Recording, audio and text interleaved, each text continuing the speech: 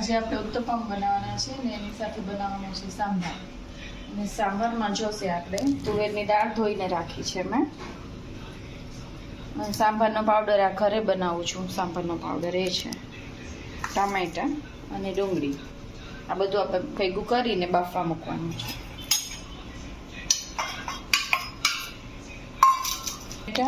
ડુંગળી, તુવેરની દાળ લીધી છે, એમાં 3 ચમચી આ સાંભાર પાવડર છે ઘરે બનાવેલો, એ નાખવાનું છે.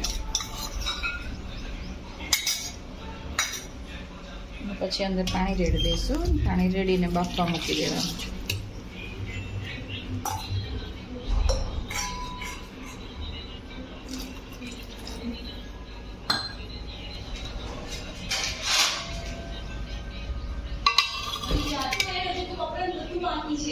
કુકરમાં બાફવા મૂકી દઈશું ઢાંકણ ઢાંકીને.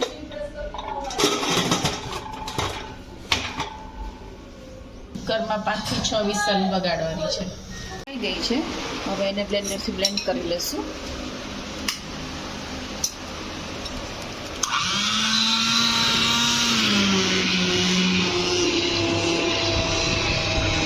સરસથી બ્લેન્ડ કરી લેવાની છે.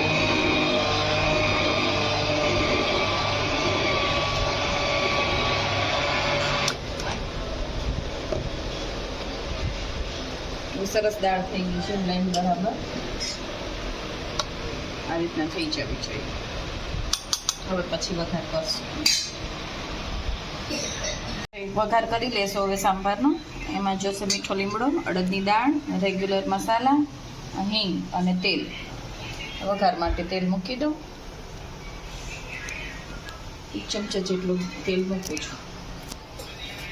તેલ ગરમ થાય છે. તેલ ગરમ થાય એટલે એમાં રાઈ નાખીશું. થોડું જીરું નાખીએ, થોડી મેથી,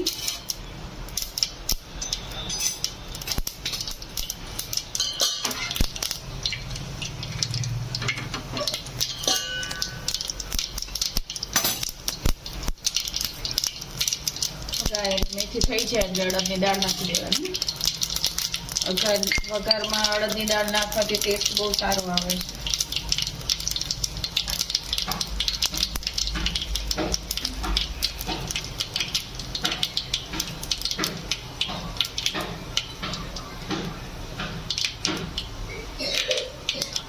વઘાર થઈ જાય એટલે હિંગ નાખી દેવાની, મીઠો લીમડો નાખીશું. મીઠો લીમડો થઈ જાય એટલે દાળ રેડી.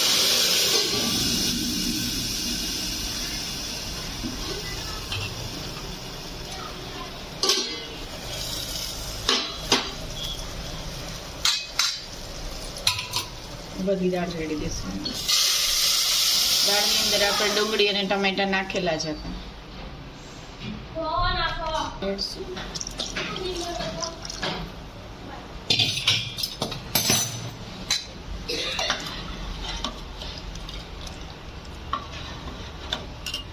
બીજું થોડું પાણી રેડશું.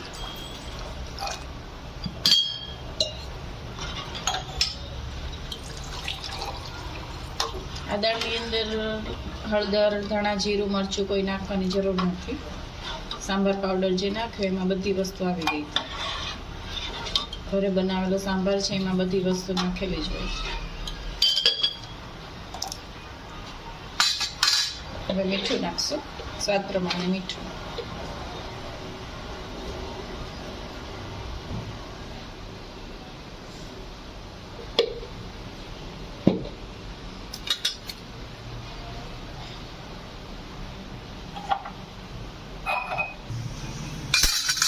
લીંબુનો રસ નાખી દઈએ અંદર. 1 લીંબુનો રસ નાખ્યો છે મેં ખટાશ માટે. તમારે આંબલી નાખવી તો બી નાખી શકાય, પણ હું તો લીંબુનો રસ જ નાખું છું. હવે એને બરાબર ઉકળવા દેવાનું. 5 મિનિટ ઉકળવા દેવાનું. હવે આપણો સાંભાર રેડી છે. કોથમરી નાખી દઈએ.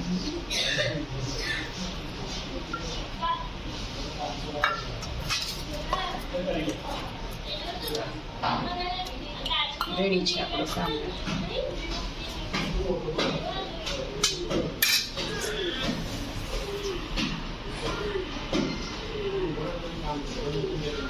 ખીરું, ડુંગળી, ટામેટા, લીલા મરચાંની કટકી, મરી પાવડર, મીઠું અને થોડું સોડા બધું મિક્સ કરી લઈએ. આપણે ડુંગળી નાખશું ખીરાની અંદર,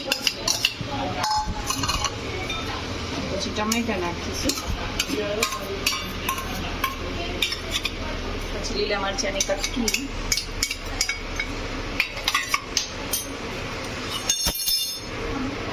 સ્વાદ પ્રમાણે મીઠું નાખી દઈએ,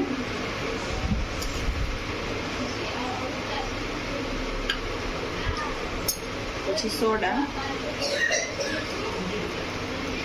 એટલે સોડા લેવાનું છે, પછી મરી પાવડર નાખીશું,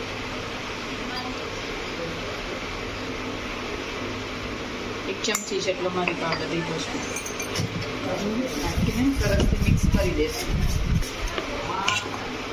ખૂબ હલાવશું, સોડા નાખ્યો છે ને બરાબર મિક્સ થઈ જાય, ખૂબ હલાવો.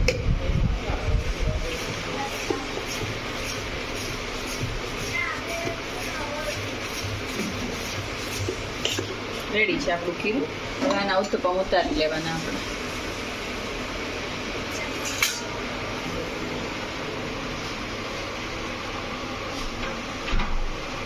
ઉત્તપમ ઉતારી લેશું.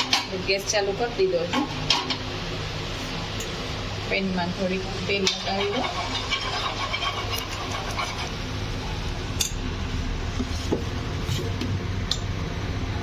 ખીરું લેશું.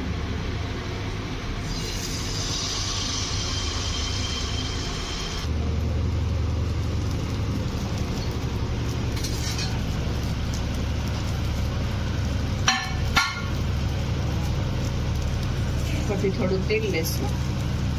બહુ તેલની જરૂર ન પડે આમાં, તેલમાં થઈ જશે.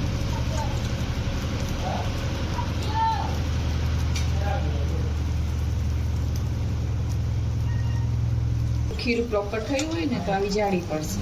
આવી જાળી પડે એટલે સરસ થયા એવું આપણે સમજવાનું. હવે એને ઉઠાવી લઈશું, સાઈડ ચેન્જ કરી દઈશું, તેલ લગાવીશું.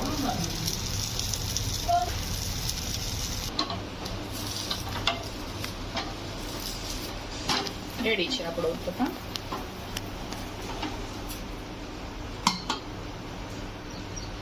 આપણા ઉત્તપમ સાંભાર સાથે. અમારી ચેનલમાં જે રેસીપી આવે છે, રેસીપી ગમતી હોય તો શેર, લાઈક અને સબસ્ક્રાઈબ કરજો.